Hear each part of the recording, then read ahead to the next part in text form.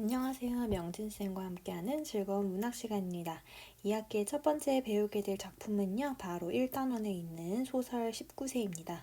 이 19세 소설은 장편 소설이기 때문에 우리는 교과서에서 일부분만 발췌해서 보게 될 거예요.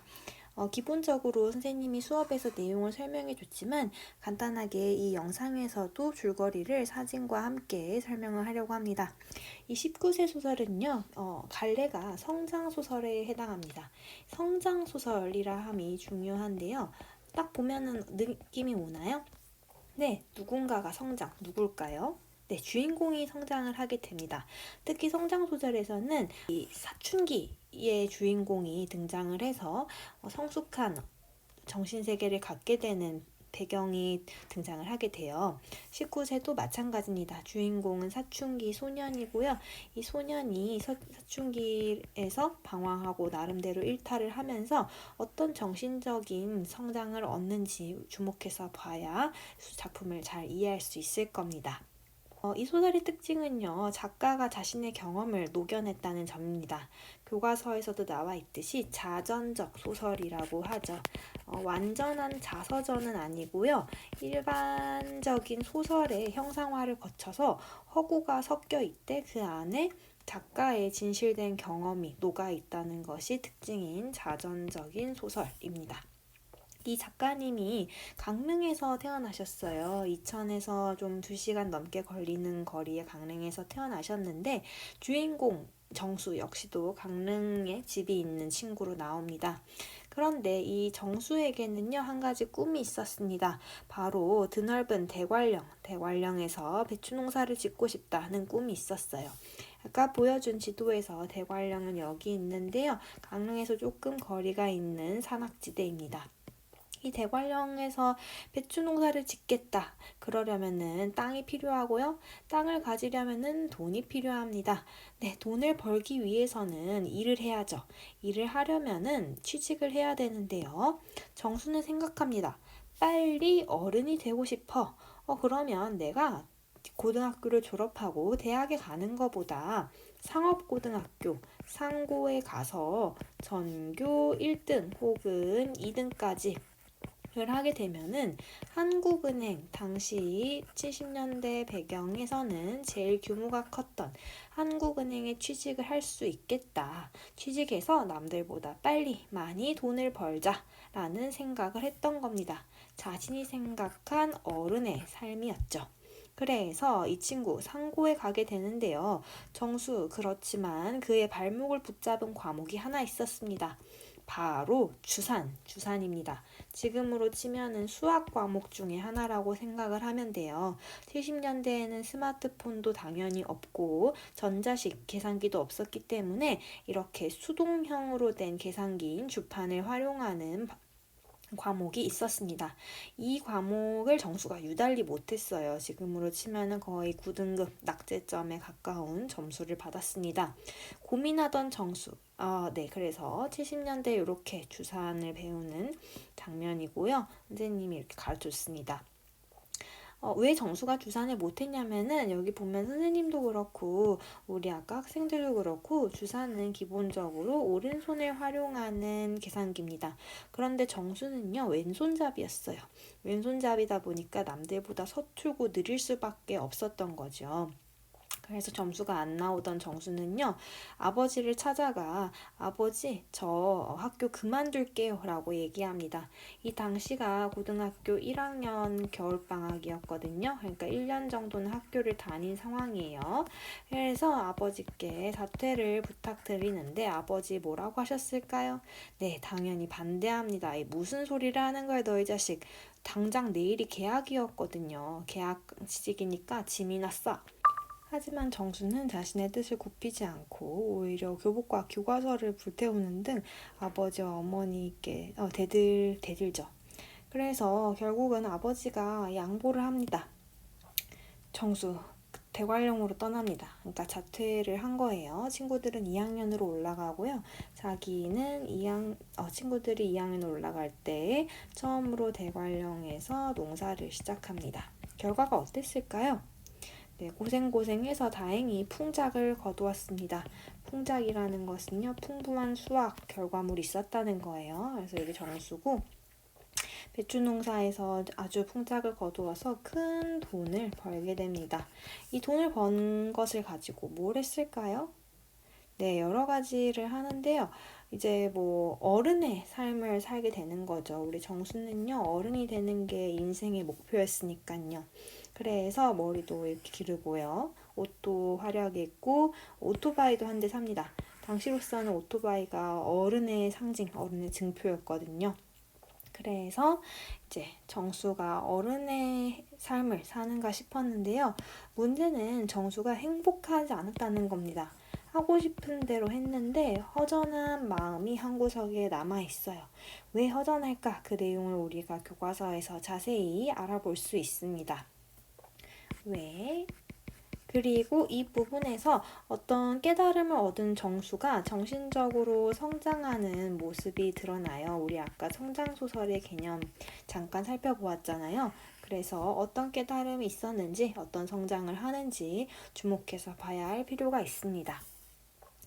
그렇게 한번 줄거리를 훑어봤고요. 다시 교과서로 돌아오겠습니다.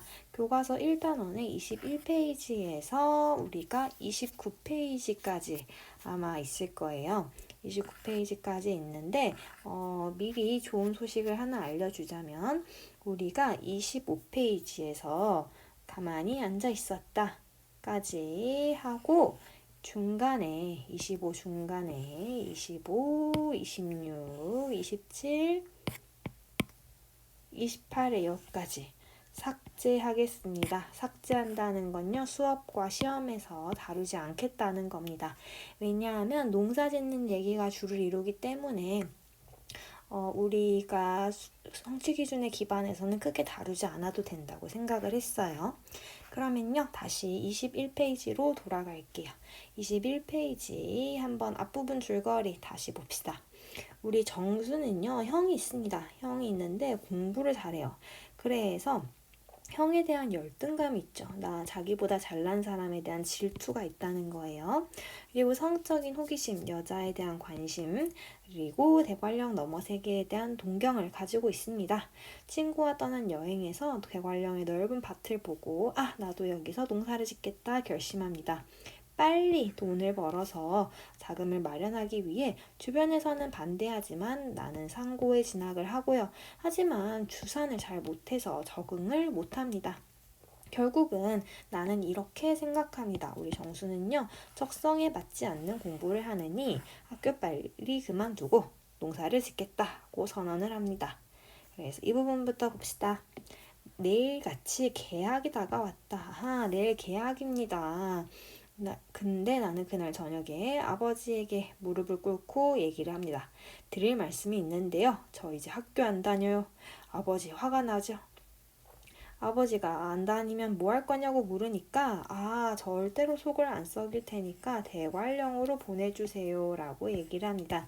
이 대관령은요, 단순히 농사 짓는 곳이라기보다는 이 정수가 사춘기 소년이라는 것을 감안할 때 혼란스러운 정체성의 형성에 영향을 주는 공간이라고 할 수 있어요. 또 거기서 농사를 지으면서 정수가 정신적으로 성숙해진 정체성을 얻잖아요. 그래서 대관령의 의미 기억을 하면 좋습니다. 거기는 왜? 또 남의 집 종살이를 하고 싶어서? 왜 남의 집 얘기가 나오냐면 정수가 1학년 여름방학 때 대관령 남의 밭에 가서 하숙을 하면서 밭농사를 도와줬어요. 그걸 아버지가 좀 낮춰서 얘기하는 겁니다. 아니요, 저 거기 가서 농사를 짓고 싶어요 라고 얘기하는 정수. 아버지가 이렇게 묻습니다. 네 올해 나이가 몇이나? 라고 묻습니다. 17살이요. 고등학교 1학년이죠. 그러면 그건 20살이 넘어서도 할 수 있는 거 아니냐? 나중에라도. 예, 그러면 그거는 뭘까요? 그렇죠. 농사를 뜻하고요. 자, 농사는 20살이 넘어서도 할 수 있는 거 아니냐? 너 올해 나이가 몇이나? 아버지가 정수의 나이를 정말 몰라서 물어본 걸까요? 아니죠. 아버지는 그러면 정수에게 무슨 의도로 물어본 걸까요? 네, 지금 해야 할 일이 있다는 겁니다. 농사 말고. 왜냐하면 아버지는 생각합니다. 제 나이에 맞는 일이 있음을. 맞는 일이라는 건 해야 할 일 혹은 하면 안 될 일 등이죠. 있음을 정수가 모르기 때문에 일깨워 주려고 일부러 물어보는 형식으로 스스로 알게 하려는 것입니다. 우리 이것을 상기시키다 라는 단어로도 하나 기억해 둡시다. 일깨워 주다랑 똑같은 뜻의 단어예요. 그래서 정수에게 그 농사는 20이 넘어서도 할 수 있으니 지금은 학교에 다니는 게 맞지 않겠냐라고 되물어보는 거죠. 정수가 뭐라고 할지 한번 봅시다. 저는 빨리 하고 싶어요. 농사 빨리 하고 싶어요. 농사 빨리 해서 뭘 할 건데? 돈 벌려고요. 돈을 중요하게 생각합니다. 그 이유는 뒤에 자세히 나와요. 글쎄, 그런 건 졸업하고도 할 수 있는 거라니까. 그렇지만 나는 절대 뜻을 굽히지 않습니다. 결국은요, 아버지한테 피가 튀도록 매를 맞기까지 하면서도 나는 죽었으면 죽었지 학교로는 안 가겠다고 얘기합니다. 고집만은 꺾지 않는다고 나오는데요. 성격 나오죠. 고집이 어떻다? 네, 세다. 그리고 나쁘기만 한 건 아니에요. 자기 인생에 대한 계획이 확실히 뚜렷합니다. 자신의 생각이 뚜렷해서 주관 뚜렷한 성격이라는 걸 알 수 있습니다. 방학 전에도 이제 계약하고서도 계속 결석을 합니다. 결국은 아버지가 져줍니다. 양보를 해서 그해 봄 고등학교 2학년 올라가는 봄에 나는 대관령으로 가게 됩니다. 30이 넘어서 어린 시절 나이가 꿈꾸었던 농사와는 전혀 다른 길로 들어선 다음 자 이제 우리 지금 이 이야기를 얘기해주는 정수는 학생인가요? 어른일까요? 네, 어른입니다. 지금 이 이야기를 풀어놓고 있는 정수는요, 벌써 시간이 훨씬 지났어요. 주인공이 자신이 직접 겪은 과거의 경험을 떠올리는 걸 두 글자로 뭐라 할까요? 네, 회상해서 전달하고 있습니다. 그러니까 지금 말하는 정수는요, 17살이 아니라 30이 훌쩍 넘어서 자신의 어린 시절을 되돌아보고 있는 겁니다. 이런 질문을 받았대요. 농사에 어떤 점이 좋아서 그렇게 애를 썼냐? 나는 대답했습니다. 농사의 매력을 느꼈다기보다는 하루빨리 뭐가 되고 싶었다? 어른이 되고 싶었다. 이게 바로 농사에 그렇게 집착했던 이유, 농사 짓고 싶었던 이유입니다. 이유. 그리고 나는 그 당시에 그때로서는 그게 유일한 길이었다라고 생각합니다. 빨리 어른은 되고 싶고 유일한 방법은 그 당시에 농사뿐이구나. 어른이 될 수 있는 유일한 방법이라고 생각했구나. 라는 것을 알 수 있네요. 그러면 이제 정수가 그렇게 아버지에게 끝까지 저항하면서 자신의 뜻을 펼쳤던 이유를 조금은 알 수 있겠죠. 다음에 또 중요한 내용이 나오는데요. 나는 거기에 어른의 조건을 한 가지 더 추가했다. 어른의 조건 그 다음 문장에 나오네요. 뭐죠? 네, 나이와 상관없이 일로서 자기 경제권을 가진 사람이라고 자기 경제권 얘기가 나옵니다. 여러분 경제권이라는 건요 스스로 돈을 벌어서 그 돈을 관리하거나 쓸 수 있는 권리를 의미하거든요. 여러분 중에 알바라는 친구들이 있다면 혹은 해본 친구들이 있다면 다 자기 경제권을 가진 친구들입니다. 그러면 정수의 눈에는 여러분도 어른인 거예요. 그래서 그 내용을 자세히 설명을 해줍니다. 겨울이 되면은 이제 친척들이 모여서 화투를 치는데 그때에도 자기 경제권을 가진 아이 같은 어른은 화투판에 낄 수 있어도 어른 같은 아이는 판에 낄 수 없는 것이다. 그러면 여기서 한 가지 퀴즈. 우리 정수에게는 형이 있었습니다. 정수 형은요 대학에 가서 중간에 군대를 가요.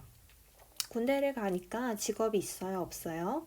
네, 없습니다. 일을 하지 않는 상황이고요. 돈을 아직 벌지 못하는 상황이에요. 그렇지만 반대로 정수는 형보다는 어리지만 농사 지어서 돈을 벌고 있는 상황이거든요. 그러면은 둘 중에서 자기 경제권을 가지고 있는 사람은 누굴까요? 네, 정수입니다. 자기 경제권을 가지고 있는 아이 같은 어른은 정수입니다. 나이는 어려도 경제권이 있기 때문에 아이 같은 어른에 속하고요. 그럼 어른 같은 아이는 누굴까요?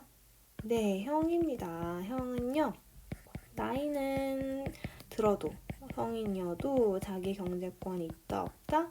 네, 없습니다. 경제권 없음. 그래서 판에 낄 수 없습니다.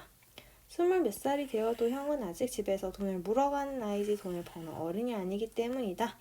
정수는 생각합니다. 형은 어른이 아니다. 어른은 나다. 와, 위치가 역전됐어요. 이제 열등감을 가진 옛날은 지나갔습니다. 그게 농경 사회에서의 아이와 어른의 구분이었다. 나는 하루라도 빨리 그런 어른이 되고 싶었다. 계속 자기 경제권을 주장하면서 어른이 되고 싶었다고 얘기를 합니다. 그래서 농사를 지었고요. 뭐 이런 얘기도 합니다. 아버지가 강릉에서 자기 집 농사를 이어서 해라. 그렇지만 내가 수락했을까요? 거절했을까요? 네, 거절합니다. 거절하고 대관령 농사를 짓겠다고 하는데요. 그 이유는 집안 농사를 내가 한다 해도 원래는 아빠 거지 내 거가 아니기 때문이라는 거죠. 굉장히 자립적이고 주체적인 태도를 알 수 있습니다. 그렇잖아요. 아버지 거 이어서 하면은 시간도 아껴, 돈도 아껴, 몸도 편해, 훨씬 수월하게 할 수 있는데 굳이 대관령에 가서 처음부터 일구어낸다는 게 굉장히 어른스럽고 홀로 일어서려는 태도가 돋보이죠. 아버지가 두 가지 약속을 하라고 합니다. 첫 번째는요. 네, 서태에 대관령 농사 실패하면 다시 학교 갈 것. 두 번째는요. 대관령 가 있는 동안 공부는 안 해도 책을 다 읽을 것. 그래서 첫 해 농사 성공해도 두 번째 안 되면 집으로 오라고 할 정도로 아버지가 책을 강조합니다. 아버지의 가치관은 이런 거죠. 사람이 사는데 공부 많이 한 사람, 적게 한 사람 차이는 별로 안 난다. 그렇지만 어떤 차이가 나냐면 책을 많이 읽은 사람과 적게 읽은 사람의 차이는 몇 마디 얘기만 해도 눈에 보인다. 그래서 아버지는요, 아들이 무식해지지 않았으면 하는 마음에 책을 대관령으로 보내주겠다는 거죠. 독서를 중요하게 생각하는 아버지의 가치관입니다. 예, 명심할게요. 그래서 아버지가 이런 얘기도 해요. 학문이든 뭐든 세상 살면 무얼 늦게 시작한다고 해서 마지막 서는 자리까지 뒤처지는 것도 아니고, 자, 이 부분요 되게 삶을 짧게 봐요, 길게 봐요? 네, 길게 보시는 아버지입니다. 긴 안목에서 보는 아버지의 가치관도 드러납니다. 아버지는요, 이런 속마음이 있어요. 정수가 첫 해 대관령 농사를 실패할 수 있다는 생각이죠. 사실은 현실적으로 첫 해부터 농사를 풍작을 거두는 거는 어렵습니다. 그러면은 만약에 첫 해 실패하면은 정수는 돌아오게 됩니다. 안 그래도 농사를 실패했는데 자기보다 동생들 사이에 껴서 학교를 복학을 하면은 얼마나 의기소침해지겠어요. 뭔가 남들보다 친구들보다 뒤처진다는 생각에 자존감도 많이 떨어질 수 있을 겁니다. 하지만 아버지는 만약 그런 상황이 오더라도 뭘 늦게 시작한다고 해서 마지막 서는 자리까지 마지막 인생의 전체가 남들보다 뒤처지는 건 아니다. 실패하는 건 아니다. 라는 응원을 보내주는 겁니다. 그래서 이렇게 아버지와의 갈등 끝에 허락을 받아내고 응원까지 받아내는 줄거리를 살펴보았습니다. 그러면요, 다음으로 넘겨서 28페이지의 생략된 부분부터 봅시다.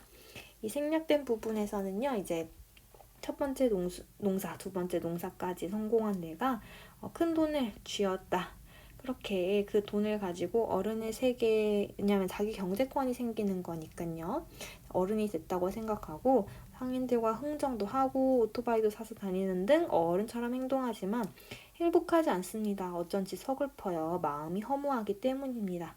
왜 허무한지 한번 그의 심리를 알아봅시다. 그해 배추 농사는, 그 해는요, 고3.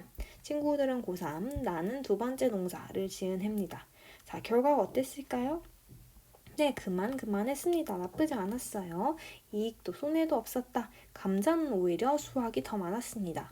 하지만 나 거기에 만족하지 못하고 제일 처음 강릉에 내려와 최고 속도로 오토바이를 한번 질주한 다음에 오토바이를 팔아치웁니다. 오토바이는요, 여러분, 우리 정수에게 이것의 상징입니다. 네, 어른의 증표 상징입니다. 이걸 팔았어요. 없앴어요. 그러면 정수는 어떤 심리일까요? 네, 나는 어른이 아니다. 어른이 될 수 없다. 뭐 이렇게 해석을 할 수 있겠죠. 그러면요, 그 밑에 그 뜻을 자세히 알 수 있는데요. 자, 오토바이를 팔고 나는 다음에 펼칠 내 뜻을 아버지께 말했다. 자, 여러분 맞춰보세요. 정수 다음 해에도 또 농사 지을까요? 농사 안 지을 것 같아요. 농사를 그만두게 됩니다. 그럼 어디로 돌아가게 될까요? 네, 집. 구체적으로는 학교 학생으로 돌아가겠다는 결심을 아버지께 얘기합니다. 우리 몇몇 페이지 전만 해도 정수가 아버지한테 학교 그만두고 농사하겠다는 결심이었는데요. 2년 뒤에는 농사 그만두고 학교 가겠다는 결심을 말합니다. 완전 역전됐어요. 그렇게 말한 뜻은 아버지가 바라서가 아니라 나중에 다시 농사를 짓더라도 어떤 일에는 다 때가 있는 게 아닐까 하는 생각을 했기 때문이죠. 우리 이거 원래는 누구의 생각이었어요? 네, 바로 아버지의 생각이었습니다. 와, 아버지의 생각에 드디어 정수가 공감하게 되는 부분입니다. 스스로 해보고 나서야 얻게 된 깨달음이죠. 아버지가 얘기할 때는 하나도 공감이 안 됐었는데 말이에요. 그래서 이런 생각에 영향을 준 거는 승태 누나, 자기 친구의 누나를 짝사랑했거든요. 그 누나의 조언, 그리고 아버지가 보내준 무엇? 네, 책들이 나의 생각을 바꾸는데 도움을 줍니다. 그 무엇보다 나를 우울하게 했던 건 지난 이태 동안 내 삶에 대한 나 스스로의 생각이었다. 아하, 우리 윤동주에서도 이 키워드 자주 나왔는데요. 자아, 네, 성찰, 스스로를 되돌아보고 있습니다. 그래서 이 소설에서는요, 이런 메시지를 주고 있어요. 남이 알려줄 때는 제 나이에 해야 할 일이 있다고 알려줄 때는 깨닫나요? 깨닫지 못하나요? 네, 깨닫지 못했지만 스스로 뭐 하고 나서야 깨닫나요? 네, 겪고 나서야. 우리 그걸 두 글자로 경험. 그렇죠. 경험하고 나서야 깨닫는 모습을 보입니다. 2년의 농사 끝에요. 그렇기 때문에 지금 이렇게 우리가 정수의 심리를 따라가고 있습니다.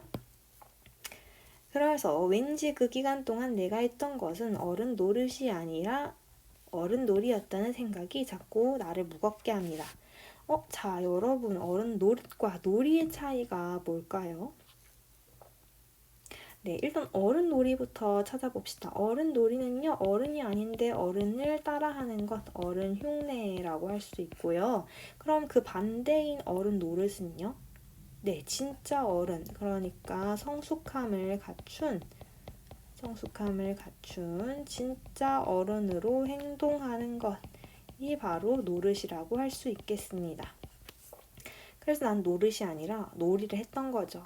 이런 상태로 시간이 흘러서 30, 40이 돼도 그 일에 대해 어떤 후회나 미련이 남는다면 그때도 나는 여전히 어른놀이를 하고 있을 거라는 생각이 듭니다. 나의 감정 상태를 보여주네요. 그래서 이번 해에서 큰 농사를 통해 돈을 만졌어도 이 생각은 떠나지 않습니다. 변하지 않습니다. 라는 생각합니다. 같은 나이에 다른 아이들이 하지 못하는 뭔가를 내가 하고 있다는 것이 아니라 같은 나이에 다른 아이들이 다 하고 있는 것을 나만 못하고 있다는 생각이 뒤늦게야 들기 시작합니다. 자, 비슷해 보여도 완전히 달라요.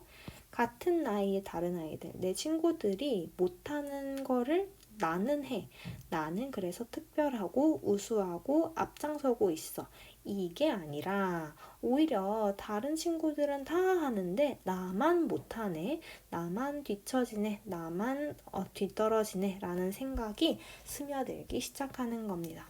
그래서 이 부분에서요, 어떤 작가의 생각이 뚜렷하게 드러나는데요. 메시지라고 할 수 있죠. 작가는요, 이런 걸 말하고 싶었습니다.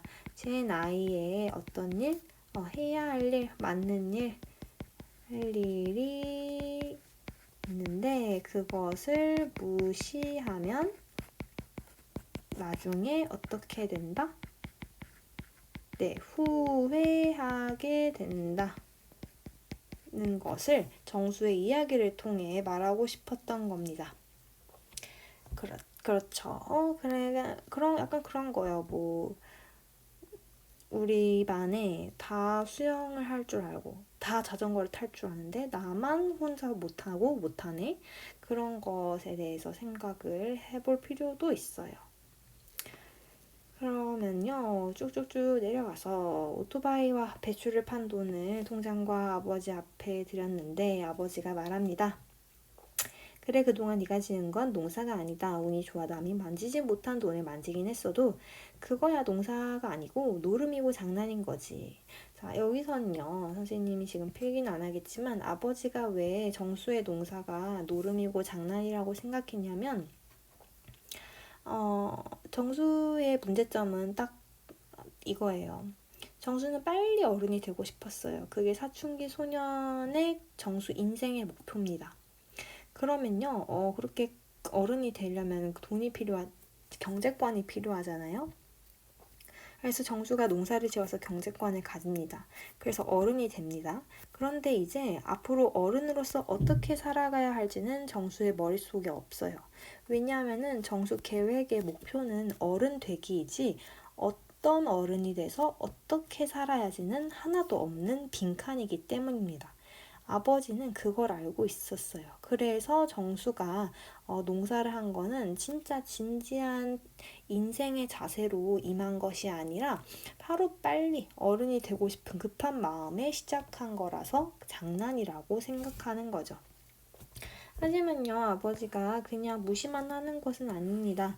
왜냐하면 이렇게 말해요. 그냥 허송세월한 시간만은 아닐 게다. 그건 앞으로 네가 하기 나름인 거지.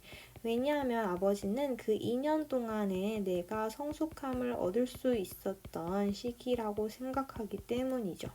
그래서 오히려 그 2년 동안 농사를 안 지어봤으면, 일탈을 안 해봤으면 내가 깨달음을 얻을 수 없었을 것이라고 아버지는 생각합니다. 그렇기 때문에 헛으로 날린 시간은 아니고 그 깨달음으로 앞으로 네가 어떻게 살기 나름이니? 라고 얘기를 하는 겁니다. 늦기는 했지만 믿었다. 애비는 네가 이렇게 제자리로 올 줄. 자, 아버지의 믿음도 보여줍니다. 믿었다. 너가 돌아올 줄. 너가 학생의 신분으로 제 나이에 맞는 일을 하게 될 줄. 믿었다고 얘기를 합니다. 그래서 정수는요, 이 2살 아래 학생들과 함께 복학을 하게 되는데요. 이렇게 마무리를 합니다. 그 시기에 성급한 일탈 역시 완전히 허무한 게 아니라 내 성장의 한 과정으로 보여졌으면 좋겠다고 얘기하면서 훨씬 한층 더 성숙해진 모습을 보여줍니다. 그래서 우리가 지금 이렇게 19세 29페이지까지 진행을 했고요. 바로 옆에 있는 학습 활동을 하나 해볼게요. 우리는 1번에 2번 문제만 하겠습니다. 농사짓기에 관한 생각 변화인데요. 한번 밑에 깔끔하게 정리해 볼게요. 우리 정수 제일 처음에는 이게 되고 싶었습니다. 네, 빨리 어른이 되고 싶었습니다. 어른이 되려면은요, 정수가 농사가 유일한 방법이라고 생각했어요. 농사를 지어서 자기 땡땡땡을 가진 어른이 되고 싶었던 거죠. 네, 자기 경제권을 가진 어른이 되겠다. 그게 바로 정수 당시의 인생 목표였습니다. 그렇지만 실제로 농사를 짓고 나니까 정수는요, 뭔가 행복하지 않아요. 만족되는 부분이 부족합니다. 어떤 깨달음을 얻었기 때문이죠? 그렇죠. 우리 정수는요, 이렇게 생각합니다. 제 나이에 맞는 일이 있는데, 그거를 했다, 안 했다? 안 했다. 하지 않고, 그러면은 어른 노릇, 어른 놀이 둘 중에 뭐죠? 네, 어른 놀이를 하고 있다는 것을 뒤늦게야 깨달았던 겁니다. 깨달음.